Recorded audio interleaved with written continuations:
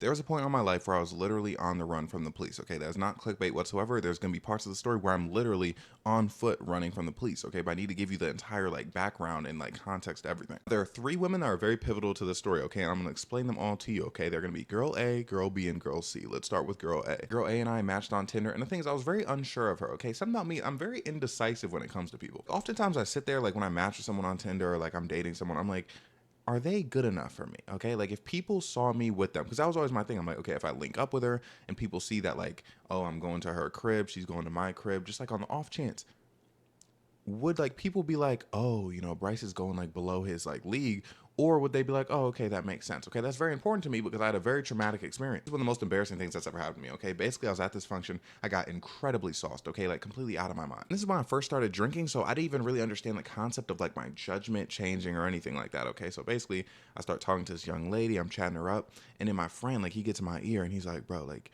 she's ugly, like, you know that, right? And I look at him, I'm like, I disagree. Because the thing is, me and him just have different types, like straight up. He's like, no, bro, like for real, like she's like seriously ugly. And the thing about this is like, you would be like, oh, like, listen to your friend. Like, obviously he's trying to help you. The thing is, this man has said FKA Twigs is ugly, right? So I'm like, bro, if I disagree, I disagree. Basically, I brush him off that second time and he leaves me alone. I end up going home with this young lady, right? And then I definitely don't spend the night. I walk back like to my crib. I go to sleep, wake up, go in the living room, talk to, oh yeah, my friend's also my roommate at the time, by the way. So then like I talk to him and he's like, bro, like shorty from last night, not the move whatsoever. And I'm like, what? Like for real? And obviously I got the social, okay? So I check and I look and she was indeed not it, okay? However, he was dragging it, but it wasn't a good move for me, okay? But then he told me, he was like, other people in the party were coming to him being like, yo, like Bryce isn't serious, right? Like he's tripping. He's like, yeah, Bryce, they were all worried about you. And I'm like, how come they didn't say anything to me, okay? That's why, like, bro, I don't say, look, I don't say people hate on me just to say they hate on me, but that is true hating stuff, okay? Like, how are you gonna see me with someone you know is below my league and not come to me and be like, yo, like,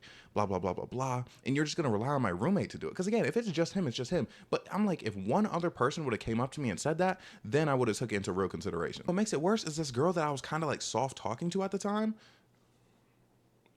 she saw and she said to my roommate, she was like, yeah, like Bryce, he can't be serious, right? Like blah blah blah blah blah.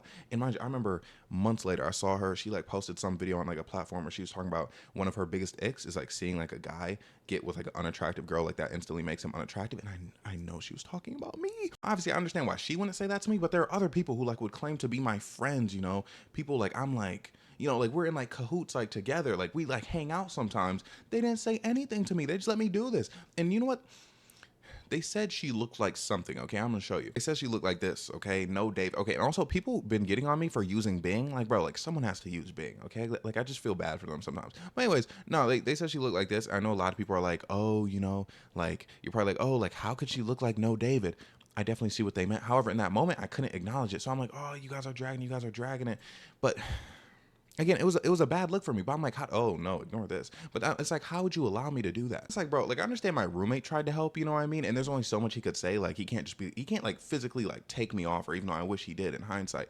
But it's like, other people, like you can't like leave my roommate to do that like by himself, okay? Like if you came to me as like a team, then I'd be like, oh yeah, like obviously like you must be right, I must be tweaking. But in the moment, I don't know that I'm tweaking. I think it's my roommate tweaking, because again, he said like Callie Uchis was unattractive. So I'm like, bro, he just doesn't have taste in women. So that's like a big thing for me. And also in high school, I had my reputation ruined by getting with like people that people didn't deem to be attractive. So other people's opinions on who I'm with always mean a whole lot to me. I'm never going to pretend that it doesn't. A lot of people don't like that take, but my thing is whoever you're with is a human accessory, okay?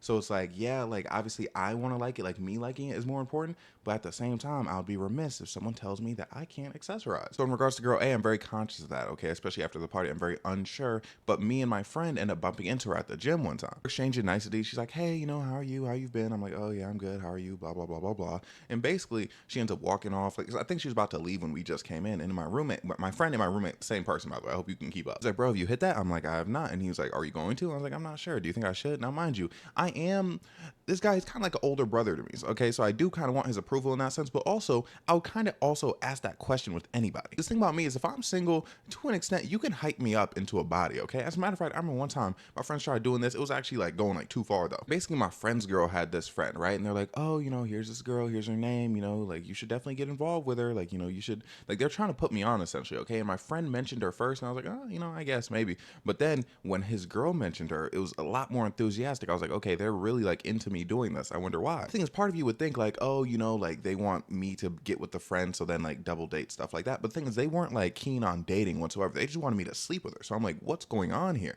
And again, the more persistent they were, the more suspicious I was. Basically, I'm like, yo, what's going on with this? And turns out the girl, she kept complaining about the fact that like she hadn't slept with somebody in so long. So basically, they wanted just anybody to sleep with her just to shut her up. I hear that and I'm like, okay, basically whatever. Fine. Like you could have told me that from the beginning, but I guess I'll do you the favor. But the thing is, I end up meeting shorty, no chemistry whatsoever. I meet this girl, we talk, we have a nice little conversation, but like nothing's happening on that front at all. Okay, and then eventually, like I go home and I'm talking to my friend and his girl about it, and they're like, oh, like what happened? I'm like, look, I just.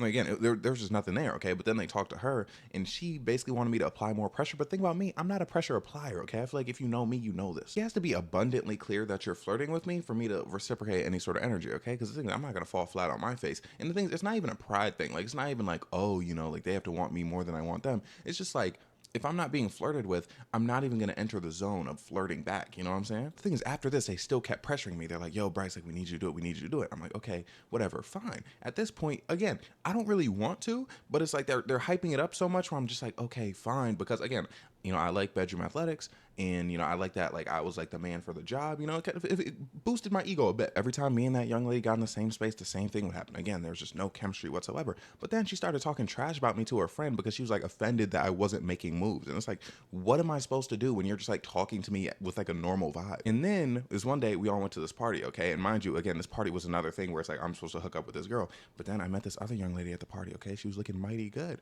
Me and her start chatting a bit, and you know, she was like pouring a drink into my mouth, and like she spilled some on me, and it was like, bro, it was low-key like some movie stuff. The thing is, this girl was actually giving me the vibes, okay? And again, she's really fine, so I pounced on it immediately, okay? That made the other girl very mad. Like, I think like to this day, like she has like hard feelings towards me given the situation. Oh yeah, but the thing that happened to that girl that night, I remember, I think I mentioned this in my last video or the video before.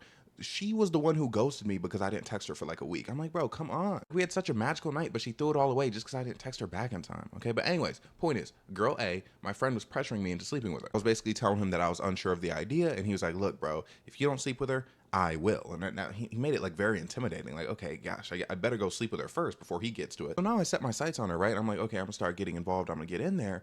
But then we find out she had a train ran on her by these guys that we know, okay? And the thing is, that scared away my roommate. My roommate was like, ugh, like I can't, because the guys that ran the train on her, we didn't respect. We didn't respect him. We're like, ugh, like that guy, like can't believe she let him hit, okay? But the thing is, I was already knees deep by this point, okay? We're kind of getting emotionally involved. And the thing is, you know me, when I get involved with someone, like they really start to like me a lot. That's just the nature of me. And I was kind of like, oh, since my friend doesn't want to sleep with her anymore and he's not really pressuring me to do it anymore, I don't know if I want to sleep with her still. However, like she's like here and we're already like this close. So I'm like, I might do it anyway. Okay, that's the point we're at. And that's girl A. Okay, now girl B, me and girl B matched on Tinder, but like a long time before this story took place. Okay, so I had her on, I think it was Snap. I know, embarrassing. But I had her on Snap, right? We were texting each other for a bit. And I think like she told me, I believe she told me that I ghosted her. Okay, but it wasn't on purpose and we just started talking. So it wasn't like a true like ghost. As a matter of fact, I think it might have been like a ghost because I went to the hospital. You know what I mean? And then just when I got out, I didn't really text like the same people that I was texting. Actually, now that I think about it, the hospital had nothing to do with it. I actually don't know when we stopped talking. But anyways, me and her, we text for, like, my heart wants me to say 6 months,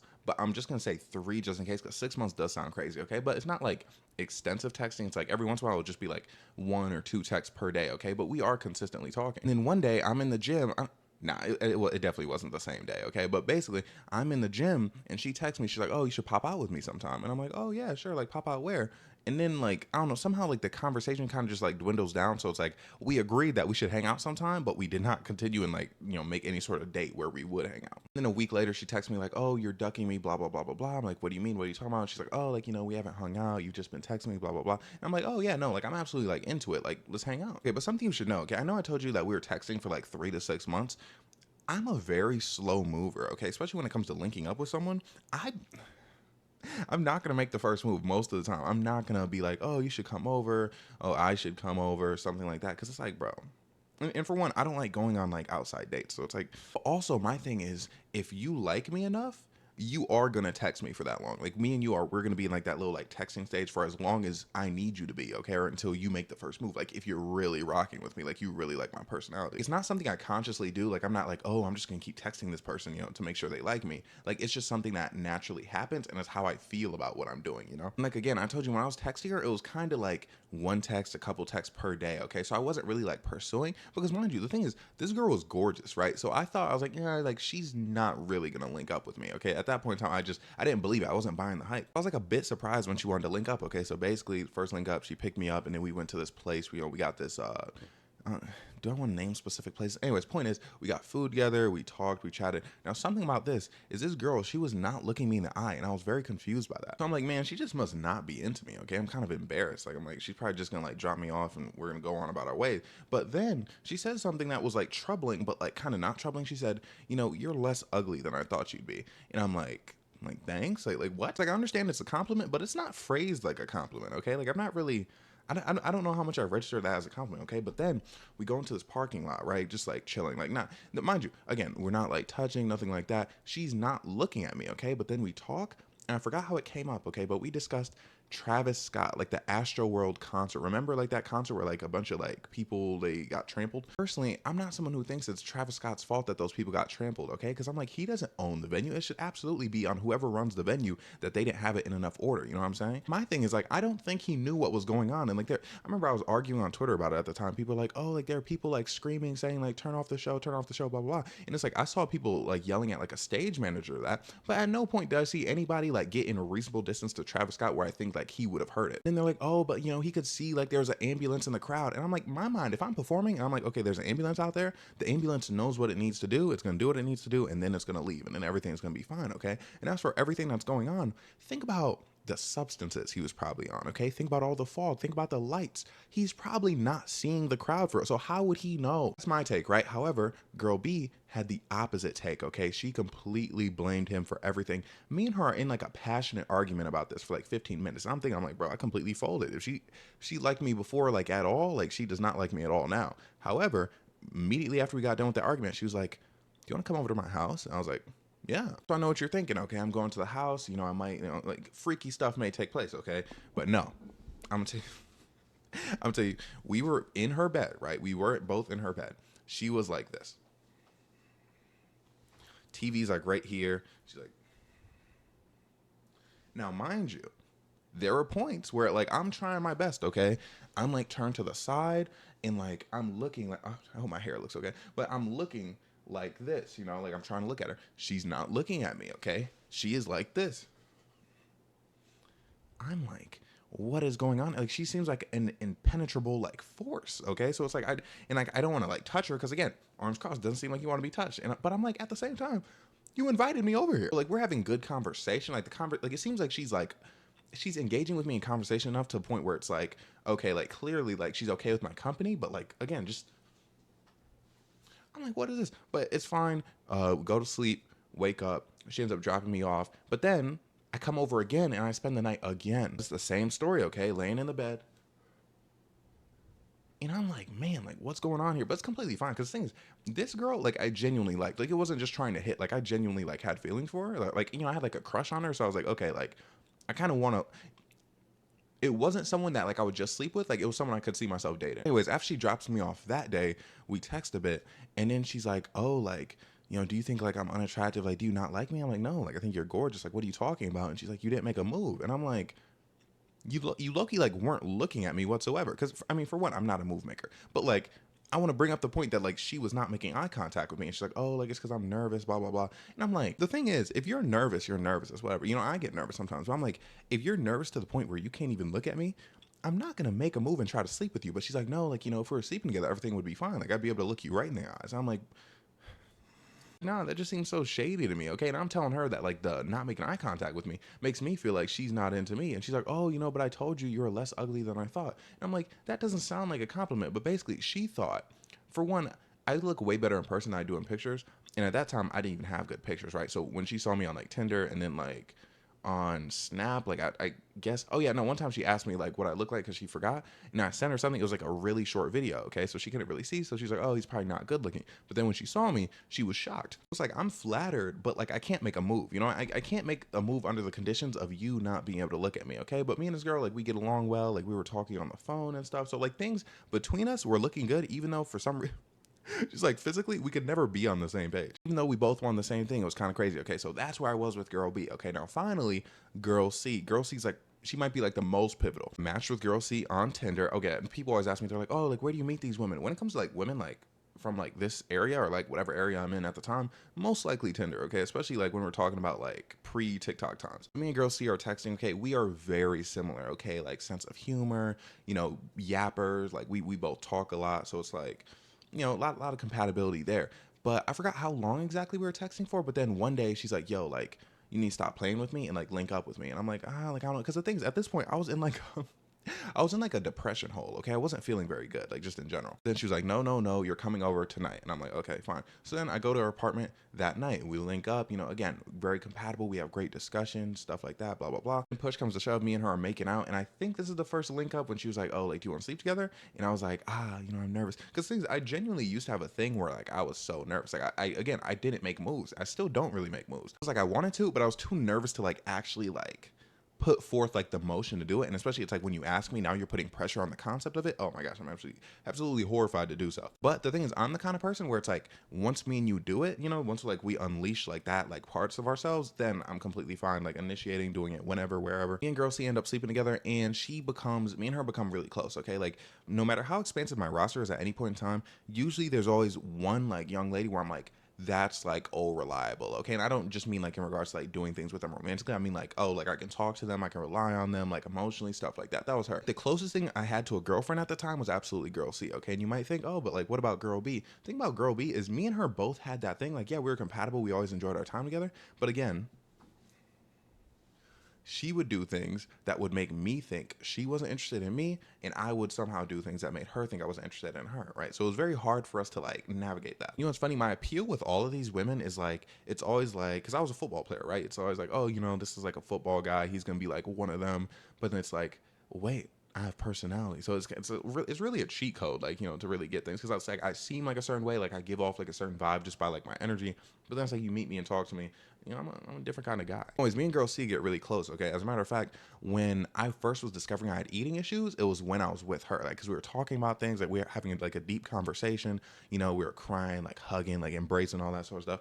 And then like I was explaining like my eating problems, and then that's when I realized, I was like, oh, like that's actually a problem, okay? And that was part of the reason I was hospitalized like the first time. Did I mention I was in the hospital? No, I don't think I mentioned that yet. Hospitalization story is a different story for a different day, because a lot of things happen too. Like the first time I was in the hospital, like I remember this girl, she completely ghosted me because she thought I was lying about being in the hospital. It was crazy. Again, I'll tell that at a different time, but like I'm just like illustrating. Me and girl C are like this, okay? Again, can tell her anything, she can tell me anything. Like it's real, like it's good stuff. Now, what I'm about to tell you, about this party I went to is very important to the story. However, lock in with me. It might be a bit clunky because I actually recorded it before I recorded the parts about the women, but I figured like most people are more interested in like my dating stuff than like, I don't know, probably like me being a missing person and stuff. So I'm like, yeah, like let me lead with the dating stuff and then I'll explain other things that happen. Plus, it's really important that after I explain what happens at the party, that I really just like get right into it, because it just one thing leads to another very quickly. So I'm glad I got you like the lore of like the young ladies first. So I had recently come out the hospital, right? Basically, I almost passed away. It was this whole big thing, different story for a different day. Just know, you know, I was kind of clinging on to life at this point. Like, was I gonna live? Was I not gonna live? It was kind of up in the air, and people were worried about it. Most of all, my doctor, okay? Because the thing is, my heart rate at the time was like 30 to 35 at any given moment. And she was like, oh my gosh, like, you know, you could have a heart attack, you could go into a coma, etc., etc. Stuff I didn't really like see the hype with it. I'm like, bro, it's not that big of a deal. Like physically, I felt fine. So I'm like, how bad could it be? And it's like, you're not gonna intimidate me into being like worried about this kind of thing. But then one fateful day, I ended up going to this party, okay? My roommate, he got me involved with it. For those of you who don't know, I used to play football at Penn State, okay? And a lot of members of the team were at that party, and I was kind of at odds with certain members of the team because I kind of just whistle blew, explained a lot of stuff that happened behind the scenes, kind of exposed my coach for some things. So there were certain members of the team who had very strong issues with me. There are others who were super glad I exposed what I exposed, okay? So it was kind of like a balance of like some people like me, some people didn't. Anyways, I go to this party. It's during the day, bunch of white people. Will Levis, quarterback for Tennessee Titans, was there. Super nice guy, by the way. When he saw me, he was like, Dennis Rodman, and everyone laughed. But I'm like, I don't see how that's funny. I believe this is when he was going to Kentucky, but obviously we knew each other because he used to go to Penn State. And story about Will, when I first got to the team, there was something called Gun Club, right? It would happen every day after practice, and it was run by like one of the white strength coaches, and every time it was mentioned, a bunch of white guys would be like, yeah, let's go, let's go. So I figured they were talking about like actual like weaponry, right? Like that would make sense. One day after practice, Will is like, yo, Bryce, like come to Gun Club. And I'm like, bro, like I'm not into guns like that. He's like, no, you're coming to Gun Club. And I'm like, dude, like I'm seriously like not interested in guns. But then he takes me, and basically the entire time it was like a weight room. It was like an extra workout. When they said guns, they meant like muscles. I'm like, bro, like why didn't they just say that? Things ever since I was first on the team, the problem was always like my strength. Like I was always weaker than everybody. So it's like they would have like these extra like little lifts in the things they called it Gun Club, but I didn't know that's what it was. Because things, I was very like hard worker. Like I was always doing extra stuff like whenever I could, but I didn't know that's what it was, okay, until Will put me on. It's such an embarrassing moment, to be honest, because it's like Will's trying to help me. Like he knows I have strength problems, so he's trying to like put me on, and it seems like I'm like, no, like I don't want to work hard, don't want to work hard. But things I literally thought Gun Club was them like sitting around talking about guns. Maybe they look at magazines. So it's like, bro, I had no idea. Anyways, Will helped me out, okay, so he's always good in my book. I'm always rooting for him. So that was a nice positive interaction. But the thing is, the very next guy was upset with me for exposing what I exposed about the team. Dude right behind him was like, bro, like what's wrong with you? Why would you do that? Why would you say that stuff about like coach, blah blah blah blah blah? And I'm like, dude, I don't want to talk about this right now. But he's really pressing me. So at this point, I'm like, you know what? I'm gonna go and I'm gonna start drinking. And I did start drinking, okay, got very sauced. I start drinking, and when I tell you, this is a very interesting party, okay? Because for one, there were people I had to avoid because again, people were like on me like that. But then like there was this one player in particular where people looked at him as like the coach's kid. So it's like if he were to see me like after I said what I said about my coach, man, he would have been on me. So I'm avoiding him, right? I'm standing outside, like there's this outside area, and there's this dude, he took his shirt off, right? And he did a backflip, and like he missed. No, yeah, he literally he took a backflip, and then like he missed, and he started like trying to climb a tree, and then he stopped, and he was just standing there with his shirt off. Mind you, this is Pennsylvania, so it's cold. Like he's sitting there, he's like, and I look at him, right? I'm just kind of looking. I have sunglasses on, but I'm looking, and then his friend's like, bro, what? Like what are you looking at, bro? And I'm like what? I'm like, bro, like literally has his shirt off. Like, what are you talking about? He's like, nah, bro, like, what are you looking at? I'm like, bro, your friend literally has his shirt off in like 20-degree weather. Like, this is kind of like ridiculous. And he was like, bro, like, what are you looking at? Like, he started trying to press me. And the thing is, mind you, I'm 6'6", I'm a large man, but I'm not like a confrontation type dude. And this dude, he's maybe like 5'8", like a tiny guy. Clearly doesn't work out. So I'm not trying to fight, but I'm trying to like get like reason out of him, you know what I mean? I'm like, bro, like clearly he doesn't have a problem with me looking at him. Like he did this for like the attention of people. Because you know what's funny is like being a football player, once like there's a party that like gets infiltrated by football players, non-football players start acting out. It's kind of hilarious. It's like they feel like they have to do more to impress the women there, and it's like, bro, like it's really not that deep. But like there's this one guy, he got on this table and he was like, yo, everybody, if you have a Johnson, pull it out. And like he's like screaming, everyone was like, whoa, whoa, and like 3 guys actually pulled it out. And it's like, bro, like why'd you do that? Again, it was cold. But yeah, like this is an interesting party, right? But then I'm finally getting involved with some women. I'm doing some chatting. I'm going, like I sit on the couch, me and this girl talking for a bit. And then my roommate, mind you, my roommate is the one how I got here, right? Like he knew all the functions. Like that's, if he went somewhere, I went somewhere. Like that was the only way I would go to a function. He was like my lifeline to a social life, you know what I mean? So anyways, he comes up, he's like, yo, like bro, like, you know, I'm gonna go to the bar. So like we low-key got dip right now. And the thing is, my ID was either expired or I lost it. Basically, I couldn't go to the bars with him, right? So I'm like, man, bro, it's really like that. And he's like, yeah. He's basically telling me that he's activated. I'm like, okay, whatever, fine. He's like, yo, you could stay here, but then obviously like just like Uber yourself home later. And then I'm like, oh yeah, that's a good idea. I go to look for my phone. My phone is gone. So again, mind you, I'm sauced. I don't know what happened. I can't retrace my steps. I'm like, my phone is not here. He's like, oh man, that's crazy. We look for it for maybe like 5 to 10 minutes, and then he's like, you know what, I'm sure it'll turn up, whatever, like we just gotta go right now. I'm like, all right, bet. So then I go home completely phoneless. I go home, I'm going to sleep, you know, I'm waiting to like wake up. I think I'll probably walk in like my apartment living room, and then like my roommate would be like, oh, like they said they found your phone, blah blah blah, something like that. But I go to sleep, wake up, literally go to like the next day, there's nothing. Like he's like, yeah bro, they didn't say they found it. I'm like, bro, what? So at this point in time, I don't have a phone, and in conjunction with this, my laptop had already broke. I have no technology. I'm straight tripping. I'm like, man, like what am I gonna do? For one, how am I gonna text the young ladies on the roster? But also like I have things like doctor's appointments, you know, how am I gonna contact my mom? Like I don't know what to do. And the thing is, you don't understand how many things nowadays like require you to have a phone or access to like your email for you to get anything done. It's actually insane. People are like, oh, you could do Find My iPhone. And for one, no one had my location, right? So they're like, oh, you could use Find My iPhone, just log into your Apple ID like on someone else's phone.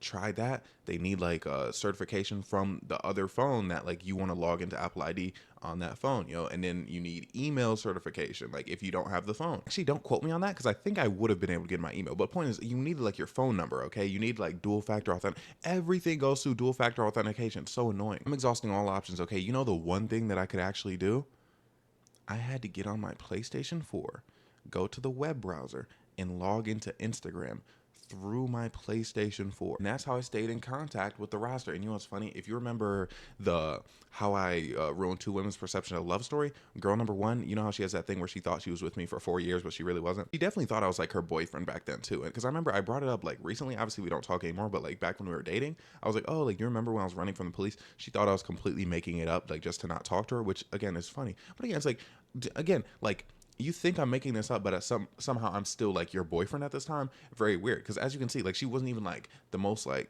sorry, make sure everything, like she wasn't even the most prevalent like person in my life, like not even close. If you have no idea what story I'm referring to, I'm sorry, but I really like promoting like the cinematic universe of my videos because a lot of things like they just tie back together. But also something I should say, back then I was tweaking. Okay, I was low-key like not crazy, but I was going through it, okay, to say the least. So I would text people like troubling things, and I would post troubling things, okay? Now, nothing crazy, okay? It was just, I didn't want to be alive back then, and I made it very clear to everyone that I didn't want to be alive, okay? So honestly, like looking back, I don't know how anybody dealt with me, okay? Because I feel like that's probably like, again, like, thank God I'm handsome, right? Because I feel like it's so annoying, like, oh, I don't want to be a lot like that, just being like your entire like character. Like, it's kind of important. I think that's going to come back later. But yeah, basically I'm texting the roster through Instagram on my PlayStation. If I don't have someone on Instagram, screwed. I'm messaging girl C, and then like we decide to link up. So basically I go to her place, right? And basically while I'm at her place, like I'm really like venting because like I got a lot of stuff going on. I lost my phone. The doctor is tweaking on me, like, because like they think I'm like super unhealthy, which actually I don't think I told you this. I'm gonna tell you this right now. Again, my heart rate was really low, right? So my doctor was very worried about me. They wanted to send me to the hospital again. But the thing was, my heart rate is better than it was. Earlier, I think I said like 30 to 35, 30 to 35 where it was like the first time I went to the hospital. I think now it was like 35 to 40, which is still low for the average person, but for me, that's very high, okay? But like ever since, I don't know how long I had it, but basically I got diagnosed with bradycardia, which is basically, your heart rate being very low. But the thing is that can lead to things like heart attack, other problems, okay? The thing is, as long as you're eating well, there's nothing really you can do about it, okay? Now the thing is, was I eating well at the time? Kind of. Here's the thing. I'm a type of person, I eat one meal a day because I don't like eating, okay? Probably trauma related because when I was playing football, I used to eat all the time. It was like, again, it was a big thing. I'm not going to get too much into it, but the point is I eat one times a day. So I'm like, I'll eat like a lot one time a day, okay? And I was eating a lot at one time a day back then. My roommate, he taught me how to cook something, I would eat it. Like it was a big thing. Like it would be a big like pan of rice, there'd be meat, there'd be vegetables. So it was very balanced. So I was eating, okay? Like I wasn't being malnourished, okay? Maybe my nourishment wasn't as good as it could be, but I wasn't going hungry, okay? Because again, I had my eating problems. I wasn't like starving like the way I was before. Like how I was before I went to the hospital the first time, I literally couldn't keep anything down, okay? Mind you, I'm practicing like Division I football at this time, right? And I'm eating like 4 granola bars a day, and that's about it. And I think maybe on like a Saturday, I could like have like a little bag of pretzels. It's funny because when I went to the hospital, they were like, "Yo, like, how are you alive? Like, just eating that? Like, you shouldn't have been able to like practice or anything like that." And I was like, "Hey, it was just me. It was just what I did." So that's how I look coming in, okay? But my doctor, right, like the doctor like I had like weekly visits with, they didn't see that version of me. They didn't see how bad it was before. They just saw me now and think it's bad. But the thing is, I'm in recovery, so I'm fine, and my body is in a lot better health than it was. But the thing is, my doctor doesn't see that. They just see that like I'm still in bad health because apparently at that time I'm still not as nourished as I should be. But the thing is, again, it was way worse before, and I lived through that, so I'm like, I can live through this now. My doctor, again, they're looking at my chart, like stuff like that. They're telling me that they want me to go to the hospital again, and I'm like, no, like I don't want to do that, okay? Because again, the hospital, was it a bad experience? No, not really. But the thing is, you don't want to be in the hospital. And the thing is, when you're in the hospital for eating problems, you're in like the psych, like the mental health unit. Like, at first, when I was there, I was in the medical unit because they wanted to make sure I didn't just like, um, you know, exit the game just at any minute. They were worried about me. But once I stabilized, then I went to the mental health unit, and then like I had to wait there to get a spot in like a facility for people with eating problems specifically. And again, in the psych unit, bro, there are some scary people in there, and it's like I don't want to risk being there with like someone who may be volatile and like really scare me, because like it's like petty stuff, but like I don't like being scared. I don't like that feeling. I was in there, we did this thing where we went around the room. Okay, someone new came in, this dude, he was gonna introduce himself, older guy, like maybe like 50 or 60, right? And you know, everyone's going around saying their name, and then he's like, "Oh, my name is such and such," and I hear voices. Like that was his fun fact. And then he turned and looked at me like directly, like he was like, "This, I hear voices," and I'm like, "Oh my god!" See, so that's like not what I want to deal with. But mind you, I had this problem because I had signed this contract with the school where they're like, "Yo, like if I don't do what the doctor says, they're gonna take my scholarship away." Okay, so that's like a major issue for me. So it's like I want to balance not going to the hospital, like telling my doctor I'm gonna be okay. But the thing is, if my doctor's like, "Oh, you have to go to the hospital," and then I don't go, then like they can be like, "Oh, we're gonna take your scholarship away because you're not like listening." I'm at Girl C's crib. I'm like, "Man, you know, I lost my phone. Like I can't believe I did this. My laptop broke. Like blah blah blah blah blah." And I'm like, I'm not going to the hospital. Like I'm not doing. Like I can't. Like mentally, I can't. Like you think like going to a mental unit would like help you, but it's like mentally at that point, I'm like, bro, I can't. I literally can't go. He's being super supportive and everything. I'm like, thank you, I appreciate you. And then that week, I go to my doctor's appointment, and then like you know, my doctor, like they take all my stuff, like they test my blood, everything like that, take my heart rate, you know, check out my pulse, just every, you know, I mean, they do doctor stuff, right? And then my doctor's like, yo, like, you know, these like stuff, this chart is horrible.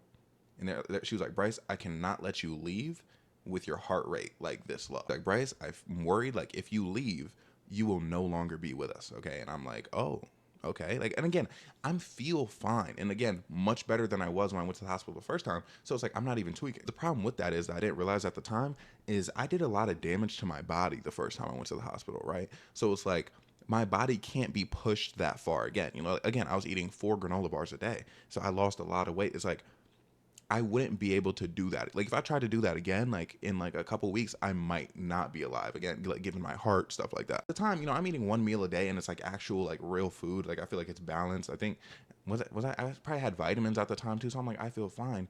And I'm like, she is not gonna like make me like stay here. You know what I mean? But of course she's trying to tell me I'm going to the hospital. And I'm like, I can't argue with her because if I make it clear that I'm going to tweak, she's really going to make me go. I sit there, I think to myself, okay, again, she's trying to get me to go to the hospital. I'm like, I'm going to find a way out of this. So I'm sitting, I'm thinking, and I'm like, yo, could I like at least like go to my apartment first to get some belongings? You know, because things you go to the hospital, like you don't really have like your own clothes or anything like that. So again, I'm implying like, oh, like just let me get some like clothes. I don't have to wear like the hospital stuff everywhere. And she's like, oh yeah, that's completely fine. We're going to get so-and-so to like drive you over there, right? She's like, just wait here. I'm in the room and I'm thinking, I'm like, okay, she's gone. If I leave right now, I live pretty close to the med center or whatever. I forgot what it was called. UHS. Okay, I lived pretty close there. Like I could easily like walk to my crib and like do what I needed to do, right? So I'm sitting there, I'm like, should I leave right now? But then I'm like, okay, if I leave right now and I bump into anybody whatsoever, someone sees that I'm just leaving, they might know that I'm not supposed to leave, and then you know, tricky stuff may happen. They might be like, oh, like seize him. Like obviously in the moment, like it's not like a place where there's like a bunch of security. So they wouldn't be able to be like, oh, security, get him or anything like that. Or like violently like apprehend me. But the thing is, if they warned people, I would have less time to do what I need to do in my crib. Sometimes I'll be forgetting I can give y'all visual aids. Okay. So basically this is UHS. Okay. This is where I'm having my doctor's appointment right now. I live literally right here. Like my apartment is like right here. Right. So I could easily walk there and in a good amount of time get there, get stuff, and then go. Like I definitely would have made it, okay, but again, they would have been alerted a lot faster. Then I'm like, okay, you know, they're gonna have someone take me, pack a bag. You know, actually they didn't tell me so and so. I said earlier like, oh, so and so's gonna take you. I think they told me the police were gonna take me because the police is usually who takes people to the hospital, right? So basically they were like, okay, like the police aren't gonna come. Like they came back, they're like, okay, the police aren't gonna come, we're gonna get so and so to take you, drop you off at your apartment, and then take you to the hospital from there. And I'm like, okay, fine.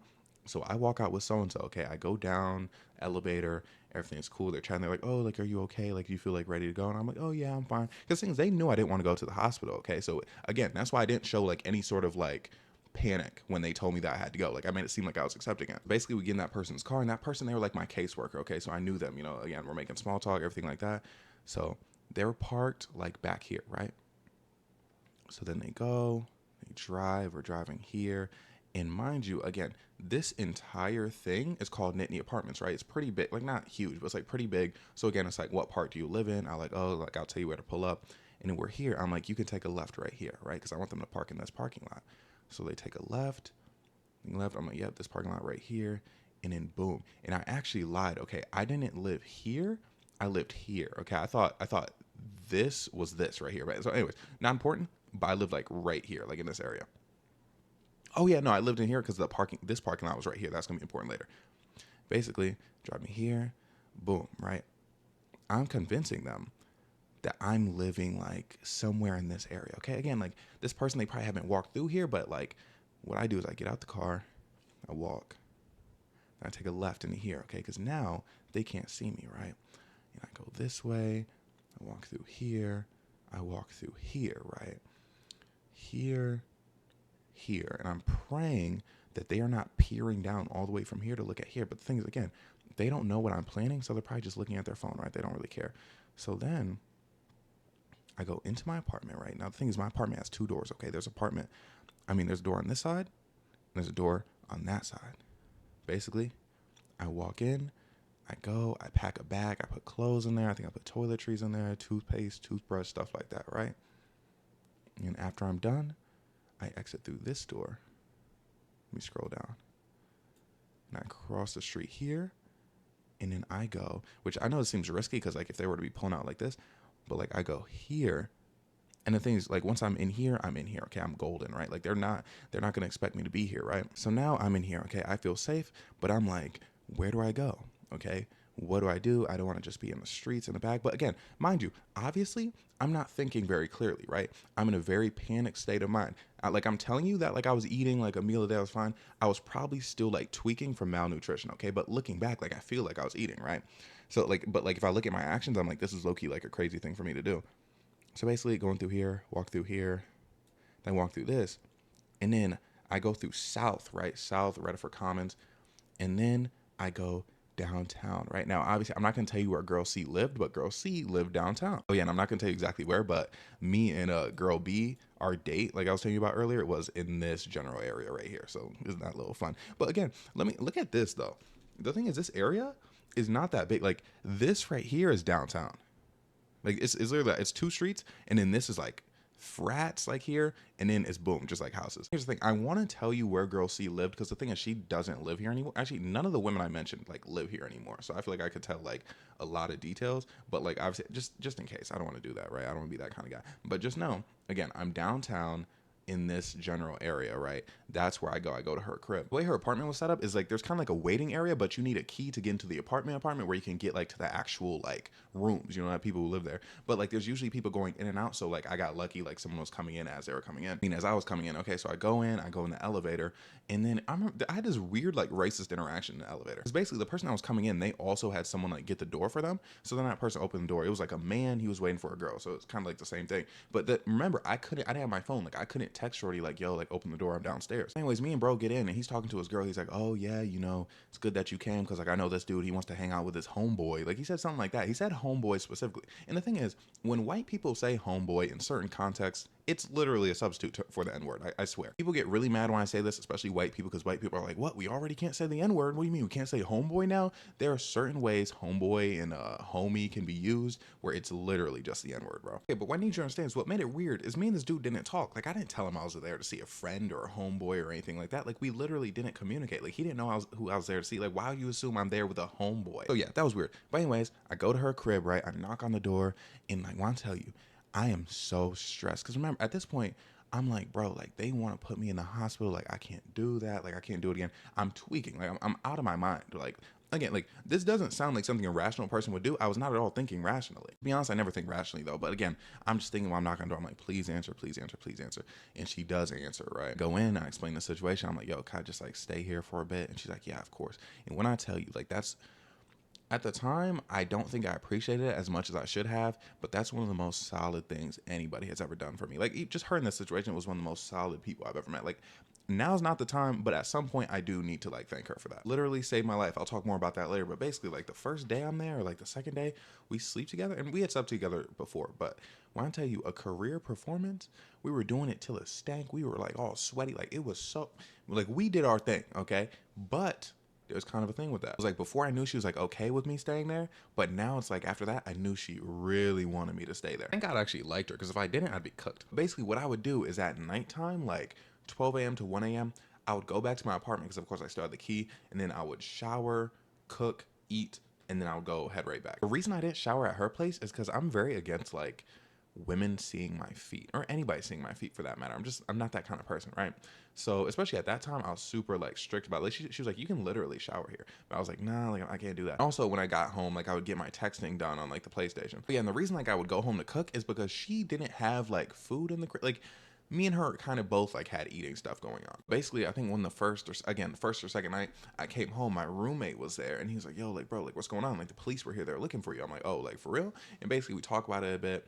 And then I think it was the second day, like I explained to him the situation. I was staying with someone like downtown, and he was like, oh, okay, cool. He's like, be careful, stuff like that. Cause obviously he's not gonna snitch on me. Like the police were legitimately there, like asking him, asking my other roommates, like where I was.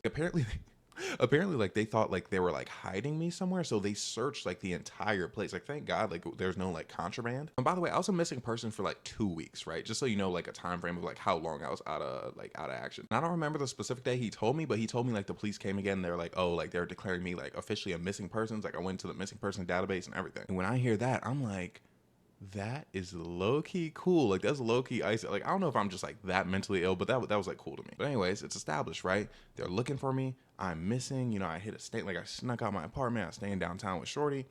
One day I come back at like I think 11. Like I'm feeling a bit oh yeah, and the reason I came back at like 12 to 1 every day is because I was like, look, if they're staking out the apartment, they're not gonna see me, right? When it's like that late, you know, because they're probably going home. Because the thing is, it's not like I committed a crime, right? Like they don't think I'm a danger to anybody else. The thing is, I'm a danger to myself. Like, because oh yeah, I think they also thought I was gonna like unalive myself. But again, also just all my health issues, like I needed to be hospitalized at that point. But anyways, one day I go home a little early, like 11, right? And then, you know, I'm cooking, like I think I showered already. My roommate was asleep at the time, right? And I know I keep saying roommate, but I had multiple. I think my other roommates just went to sleep like way earlier. Like me and my best friend, like we always like stayed up late. So he was usually up, but this time he was asleep, right? And then all of a sudden I walk in, right? And I'm chilling that day, I'm doing whatever, like, but then I'm in the living room, right? And I hear a knock at the door. And I go to check the door. I look through the peephole, and it is the most police officer looking police officer I've ever seen in my entire life, okay? Mind you, he was on this side, right? But again, this is the parking lot, okay? So this is where the squad car had to be, right? That's where, just what I'm thinking. So he like knocked on, let's just say it's right. I don't know if I think I was like this area specifically. So anyways, this area right here, right? This is where the door was. My room was back here, right across from the door. And there was one of those like side windows on the door. So it's like you can see like if someone's like in there, right? And they like just move like this, like you can see them, right? So basically, he's like knocking on the door. I look through the peephole. I see it's him. My key, like the key to the girl's apartment was in my room, right? So it was across from the door. So if I go to get it, he sees me, right? So I'm like, oh. But at the same time, it's the nighttime. So I need to like go get the key so I can go back to her crib, right? So I walk back to my room, right? And I do it as fast as I possibly can. And then I turn to go back, and I see him. He makes eye contact with me because obviously he's looking through the window. And I give him one of these. I'm like, yo, like 1 second. And then I turn and I go to the living room. And at this point, again, remember there are two doors, right? There's another door back here. I'm praying that there is not someone at that back door, because I don't know if they're visiting because like they know I'm here, or I don't know if they're just like coming to like check like, am I here? So basically, I don't even think I finished cooking while I was cooking. I think I turned the stove off, and then I think I had a little bag with me. I forgot why. I forgot what I put in the bag, but like I took it was like one of those little drawstring bags. I took it, I put it on my back, and then I opened the door. I saw the squad car out front, and I saw there was like someone in the passengers. Okay, for one, I don't know why they wouldn't both go out at the same time. I think they were probably told to like check both doors, but then like for some reason, I don't know. Because again, I'm not like a big like dangerous guy. Like I feel like they thought if I was there, I would just go with them. But anyways, I'm considering, okay, I'm like, do I run? Because the thing is, if I run, it's very clear that that's me, right? But if I walk casually, they probably know what I look like. Because again, I'm in the database, I'm 6'6", like people are gonna see me, right? So I go out of there, right? Because again, mind you, all this is happening in like just like split second, right? Because he's at the door, and I'm like, I can't like stay like for too long. And because the thing is, the police, they have the key to like every building here. So like if you get locked out of your apartment here, you call the police and they let you in. But So I'm like, I can't like take too long because then he could just like come in himself. So I run. I sprint from here, the same path I took before, up here, over here, here, here. Now the thing is, again, I'm not like a dangerous person, so I know they're not putting in that much effort to chase me, but I'm like, I'm still running just in case. And then I go through here, I go through south, and then I go downtown. Like I finally started walking when I was south, right? Because now I'm like, now I have to blend in. And there are enough people like out still at 11 where I'm like, okay, like people aren't like too like crazy about seeing me. And I go downtown, I go to girl's crib, and I'm like, shawty, like you will never believe what happened. I tell her the entire story. But that's when I realized like things were like really serious. Like, cause I was on the run. Like I knew, I was like, I don't want people to like catch me.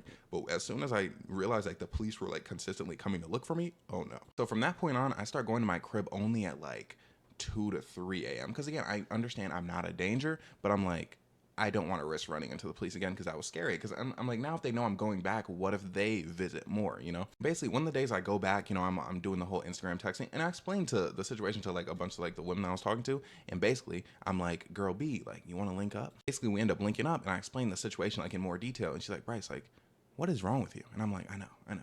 I'm kind of crazy. I'm kind of like an insane man. I'll tell you, when I'm linking up with her, I am so paranoid the entire time. Like I'm worried. Because again, clearly I wasn't in my right state of mind during this time, but like even more so after all of this itself happening, right? So I'm like, oh my gosh, like what if like she's a mole? Like what if she gets like the police to like come to her place and like, you know, apprehend me? Like I'm literally so worried, okay? But I play it cool because I have to play it cool. And honestly, if I'm being real with you, girl B doesn't have a lot to do with like the interesting parts of the story, but I want to tell you about her because she was so like, because me and her were talking at the time. She's so entrenched with my lore. I don't know how to explain it. Like no one knows. Okay, as far as like people who were there, nobody knows my lore more than girl B. She was there for everything, okay? She was there when I was tweaking, like she was like low-key like calming me down. It was like it was an entirely big thing. The thing is, I kind of wanted to tell you guys about girl B, but the thing is, she never did anything like crazy or ridiculous enough to like have her own video. But like since she was so entrenched in this story, I'm like, I'm gonna include her in here. After I finish like telling the main part of the story, I'm gonna explain what happened with girl A, B, and C like after we stopped, after the whole situation stopped. Anyway, someone who does have something to do with the story, girl A, okay? I remember one night I'm walking to go visit my apartment, and then I bump into girl A, and then she's like, oh, like, hey, Bryce, like, what's going on? And I tell her what's going on, and she is in shock. She's like, oh, that's crazy. Let me know if there's anything I can do, you know? And she's like, oh, like, if you ever need to stay at my place for a bit. And I'm like, oh, yeah, like, I'd appreciate that. Because, again, like, I'm staying with girl C, everything's fine, but I'm like, if there's a instance where, like, she just wants her own space back, I would need another place. And I don't know how long I'm going to be missing at this point in time. I'm telling you right now, okay, I was talking to girl A, like, right here, right? And I, mind you, again, like, there's kind of like there's stairs going down here. So I'm at elevation right here, and I can see my apartment from this area, right? But what I see when we're talking, right, I'm explaining everything to her, you know, we're like kind of like just catching up a bit too, you know, it's so nice to just like, you know, be able to talk to somebody.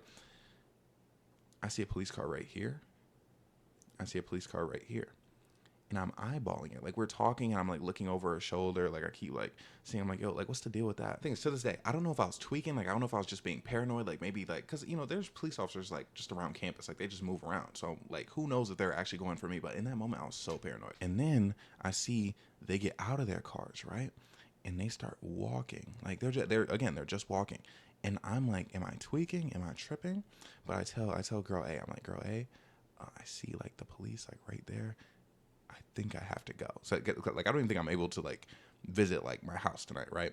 So I'm like, girl A, I gotta go. Like I'll see you. Like I appreciate you, but like I'm worried like they're coming after me. And she's like, what? Like what? Like what do you mean? Like what? She had a very naturally funny personality, but you know, like you know, funny without trying to be funny. So basically, then again, I turn around and I'm not running, right? Because one, girl A is here. I don't want to give girl A the ick by like running physically in front of her. Oh my! When I tell you, I have so much like social anxiety. So the times that I had to run before, oh my gosh, like. It was like that's how you know like I was really tweaking because I was like not even scared. So anyways, I'm like here and I'm speed walking, right? And I think I get here, maybe like pick up a small jog, and then I do the same thing, go downtown, go back to girl C's place. So anyways, again, I'm missing for like week and a half, 2 weeks basically. And one of the nights I go back to my apartment and my roommate, he's awake and he tells me, he's like, yo, like, you know, your mom called me. She wants to talk to you. In my mind, I'm like, how'd my mom get your number? But like, I don't really care. So basically, he calls my mom while I'm there. And then like he gives me the phone and I explain to her like everything that's going on. Then she explains to me everything that's going on from like the school's end, okay? And from my doctor, you know, and like, again, me being a missing person. And then she told me, she's like, yeah, you know, they said like you're like officially a missing person. I'm like, isn't that pretty cool? And she's like, like she's like, because again, she's very stressed. Like she's probably like going to work like crying. Like my mom worries about me a lot. Basically, she told me like she was like negotiating. Not, I don't know, negotiating, but they just talked to her.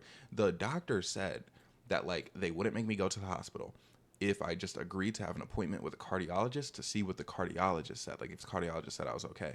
And I'm like, bet. But also I'm like, why did I have to run from like literally like the situation, but then run from the police for this to be an option? You know what I mean? Like at the time when I was in the hospital, you should have just said, oh, like, let's see what a cardiologist has to say. The whole time you should have just said, see what a cardiologist has to say. Okay. But basically I'm like, okay, fine. I agree to it.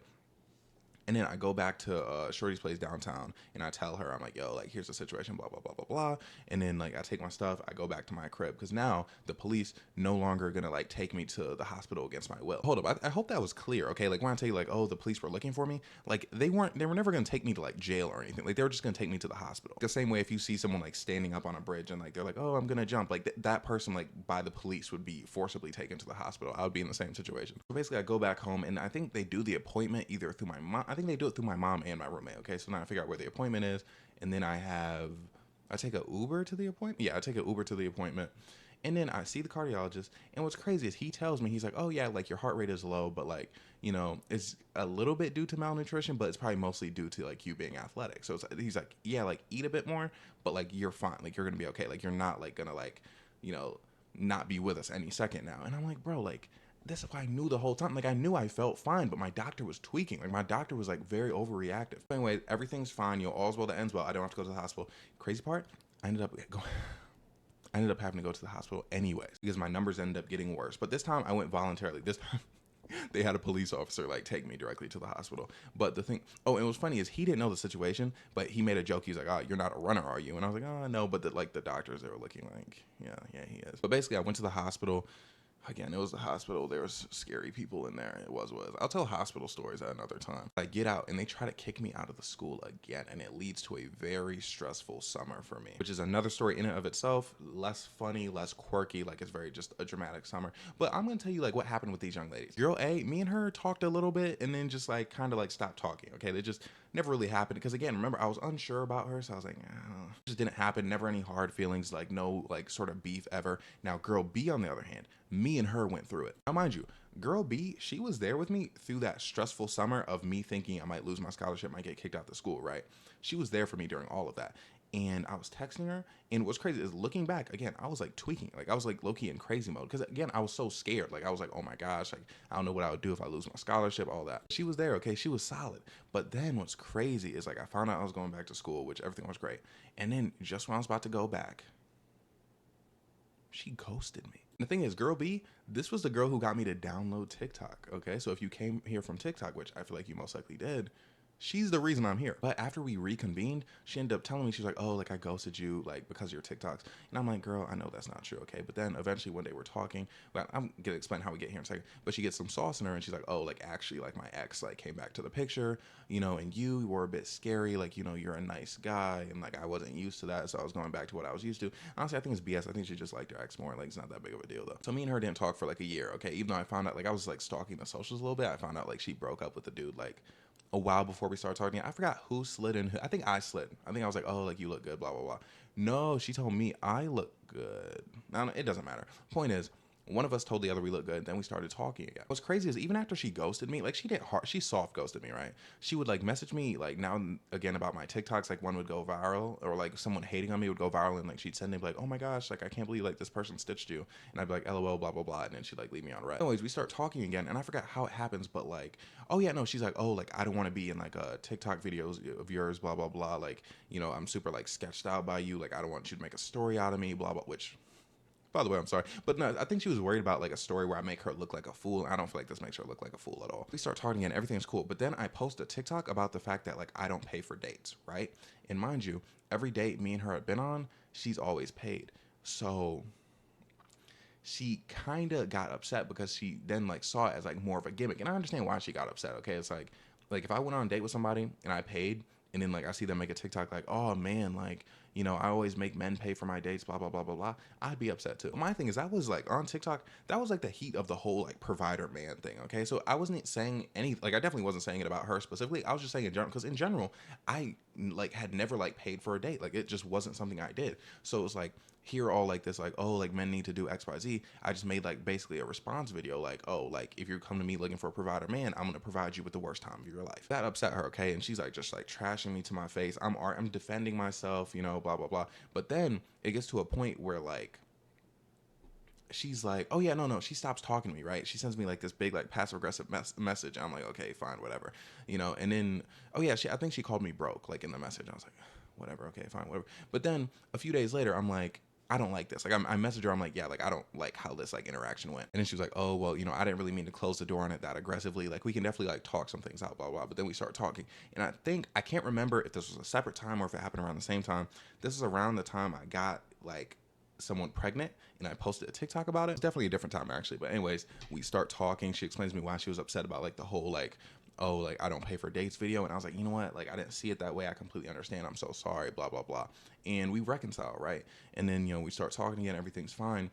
And then I post that video like after I got the girl pregnant, where I was like, oh, you know, I got this girl pregnant. She got very upset with me. She's like, oh, you know, my brother sent me this video, like, you know, was being like, oh, is this the guy you're talking to, like this, like basically she's talking about she doesn't like my content. And I told her that story like wasn't real. I was like, oh no, like it's just for content, blah blah blah, it's just like, you know, for views, whatever. Which was obviously a lie, because I'm not gonna tell her that I got someone pregnant, even though it's kind of funny because like I'm telling like complete strangers on the internet that, but it's like me and her are talking, I'm not gonna tell her that. Especially, I'm like, I don't think that pregnancy is going to come to term. It's not like I'm actually going to have a kid. So it's like, I don't feel like I need to be honest about this. Anyways, we're talking, and she said something to me that was crazy. She was like, oh, you know, I kind of like view you like how like someone would view like someone who's like a corn star. I don't know if I can say that word on here. That's why I said corn.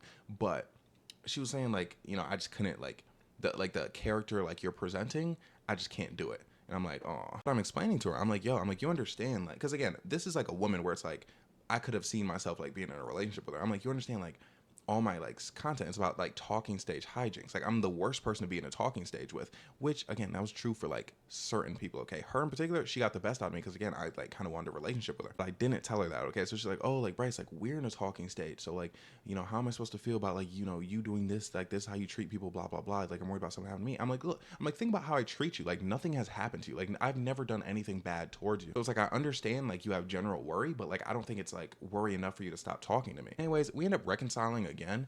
And I forgot, oh, something happened. Oh yeah, basically like things were going like really well. Like they were going like strangely well, okay? But then like one of us, like something like big happened, like something like real life, like non-romantic stuff like happened to us. So then we kind of stopped talking. Me and her were like a situation of like bad timing. Like we never really had a chance to like make anything happen. But it's like, like, you know, you win some, you lose some. But I will say, okay, me and her never slept together, which is completely okay. But the thing is, I remember me and her got into a discussion about it. Okay, she was a little sauced, and she was telling me she didn't want to sleep with me because she thought that was like me getting what I want. Like she was basically afraid that like I was gonna like hit and run, you know, like one night stand type thing. She was like, oh, like I want to, but like I don't want to give you what you want. And I'm like, that's crazy. I'm like, if you want to do something, I feel like you should do it, because it's like, why are you punishing yourself because you don't want to give me what I want? You know what I mean? And also, again, it's like if I was here just to sleep with you, we haven't slept together. Like again, we've known each other for years at this point.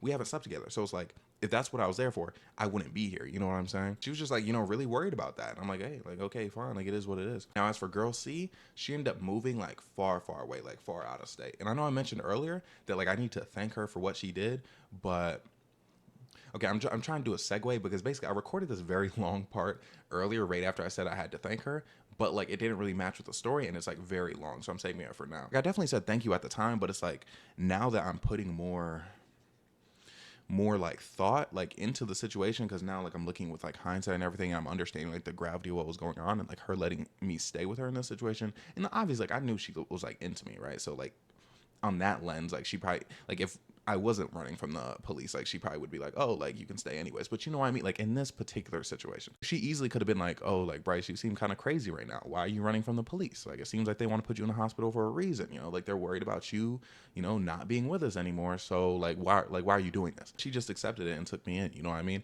And it's something like, again, like in hindsight, I appreciate a lot more, because like having people that you can rely on is so important, because it's like now I don't have that. You know what I'm saying? I'm about to go on like an emotional rant. Hang in there with me. Like I first going to college, you know, I'm on the football team. So I got like these football guys that I hang around with. And then, you know, of course I do like have like women like I'm talking to it. Like it's whatever, you know, and I do have solid women that I can rely on, and I appreciate them in those times. But then situations go down where it's like this dude, he was on the team. I ended up like talking to this girl like that he liked. And then like he was like super weird about it. And he started like talking trash about me to everybody. So basically the team's looking at me crazy. And, you know, I'm just a peculiar guy. So like my personality didn't mesh with like the traditional football player. I feel like people even look at my content like at face value, and they're like, oh, you know, this guy who's just talking about getting with a bunch of women, they don't really see much substance there. But the thing is, I'm a quirky guy. Like in all honesty, like I'm not gonna act like, oh, like I'm the deepest guy ever. But like me and those football players, like I didn't get along with them. Like it wasn't always beef. Now, mind you, there was beef. There was a lot of beef just because I get into it with them.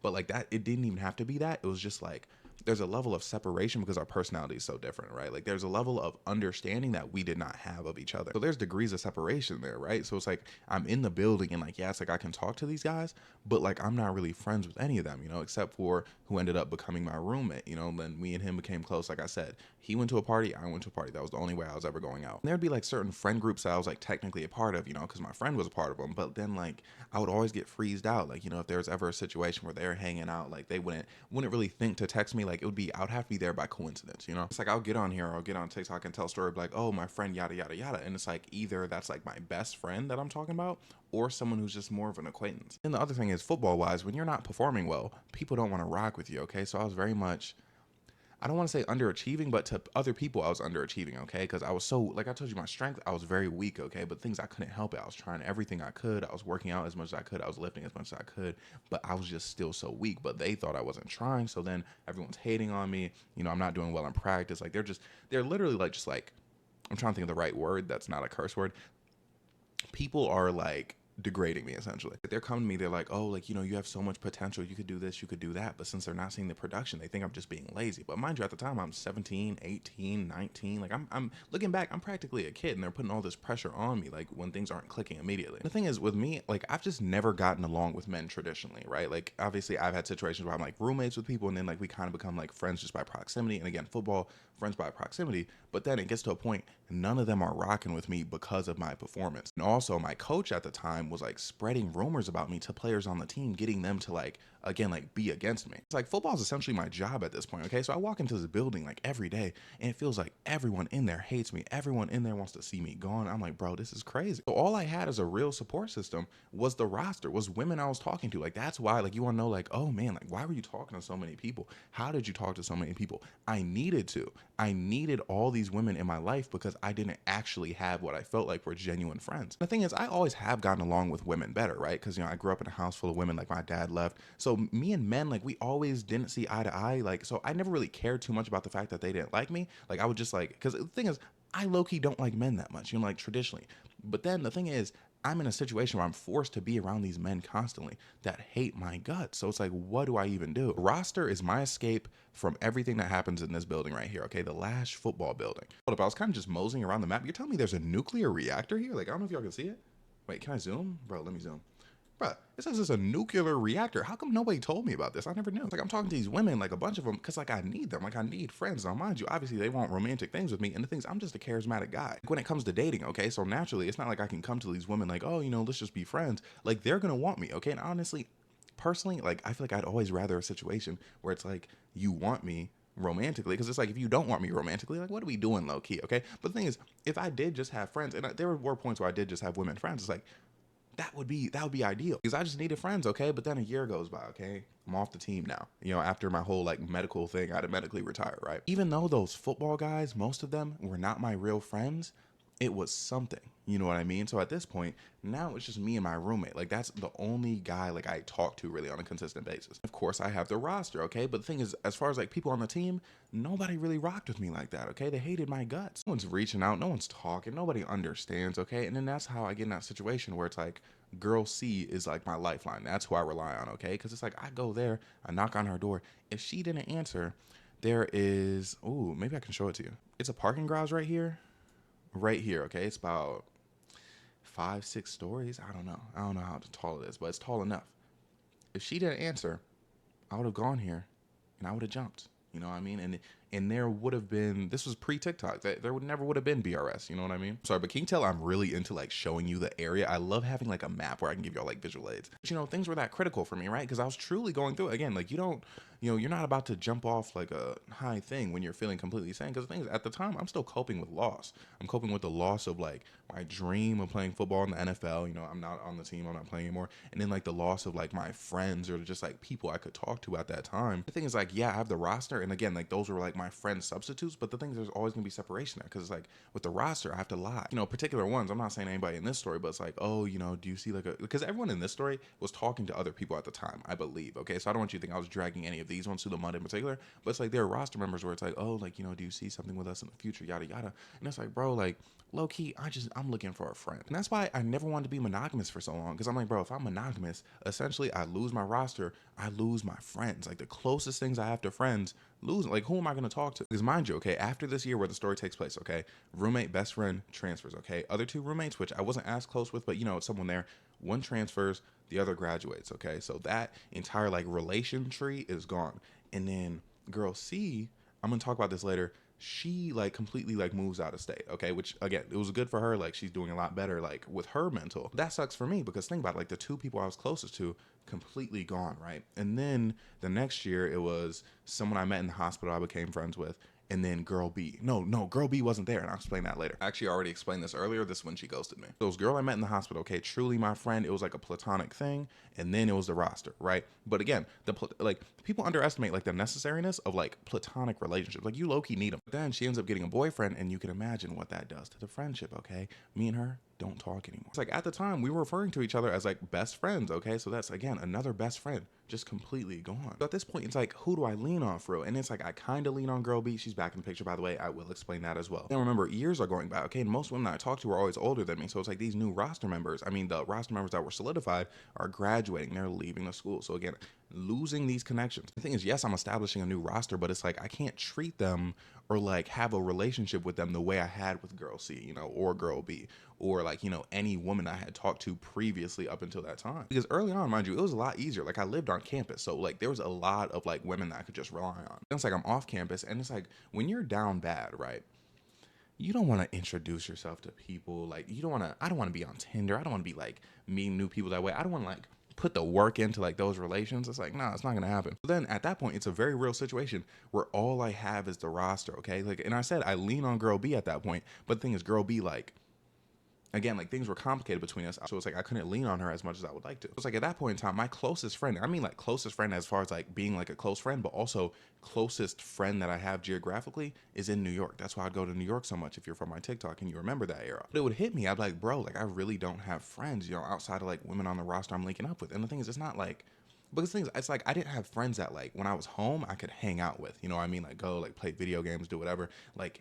And the thing is, when you're linking up with a woman, you're sleeping with her, it's not the same as linking up with a friend, you know what I mean? Like a pal. But again, at the same time, it was better than nothing. But then when everything happened with I Ruined Two Women's Perception of Love, that video, I had to drop so much of the roster. Actually, correction, I had to drop the entire roster because, again, girl number one, she wanted to be monogamous. So the thing was, at that point, there was like a few women, you know, that I met through women that I talked to where it's like we were kind of friends, like hesitant friends. But again, she's like, oh, like you can't talk to any women. So basically, I'd get rid of all my friends for that woman. A woman that didn't even treat me good, you know, and it's horrible. And it's like I'm out of that relationship now. But the thing is, now I'm in a position. My closest friends are in Michigan and then LA. So it's like, again, I'm in the same situation. Like, who am I linking up with? It's like, once I graduate, I want to have a fresh start, you know, in like a New York or LA. But it's like, I can't help but think going to college was supposed to be my fresh start. Because I didn't have an easy time with like, you know, relationships in high school either. So it's like every step of the way, you know, when I think about it, something got taken away. Okay. It was like I was on the team. Cool. And it was like, oh, like now these dudes like don't like me. And it's like now I'm off the team. I don't have access to like any of even like my fake friends. And then like, you know, I have my one like best friend, you know, I have like a few like reliable people, and then boom, transfer, graduation. And then it's like, again, I still have like a couple people like shorty I met in the hospital. That's my friend.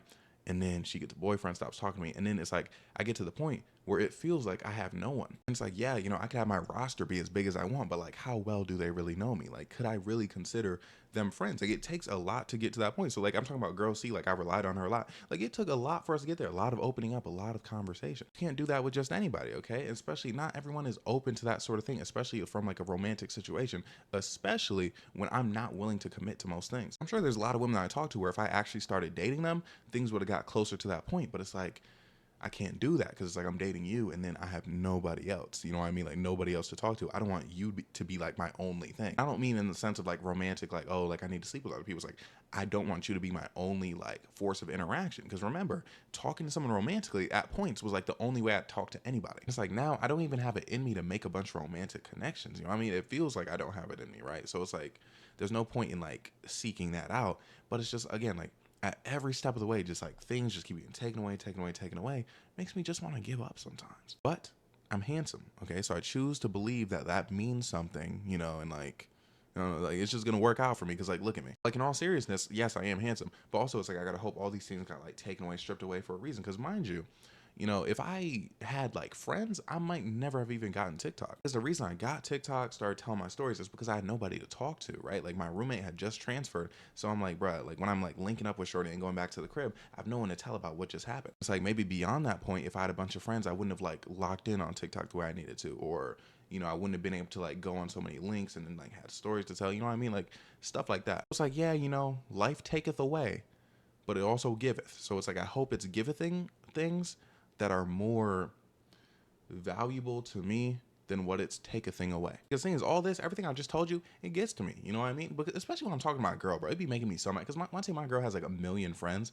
So she'll be like, oh, like this situation happened, or she'll be like fighting with her friends and like, it'll be like some like thing. I'm like, bro, like shut up. It's like, I don't want to hear that. Like, I don't want to hear about you having your friends. Especially when she's like, oh, like she talks about like friends like she hangs out with or she sees like every day, every other day. I'm like, bro, you know what I be doing every day? I be in the crib, man. And that's what I'm saying. That's why like, I remember like even like on TikTok when people are like, oh, like your life seems so interesting. When I tell you, it really does not feel that way to me, because it's like I'd be in the crib and like back when I was single, it's like I'd be linking up with women, yeah, whatever. But like other than that, in the crib all day. So it'd be like most days I'm in the crib like during the daytime and then nighttime I link up or whatever. Yeah, I know like the story I just told you might be like some of like the most interesting things that could possibly happen to a human being. But the thing is, it's like outside of that, before this happened, nah, I kind of had a lot of stuff going on. But basically, like after this happened, again, just a lot of chilling in the crib, whole lot of nothing. It's like it bothers me because like when I tell my stories, like people like at surface value, like I mentioned earlier, like surface level, like I look like a certain thing. It's like people think I'm trying to like paint myself as like some sort of like cool guy, who's just always up to something. It's like that's not true.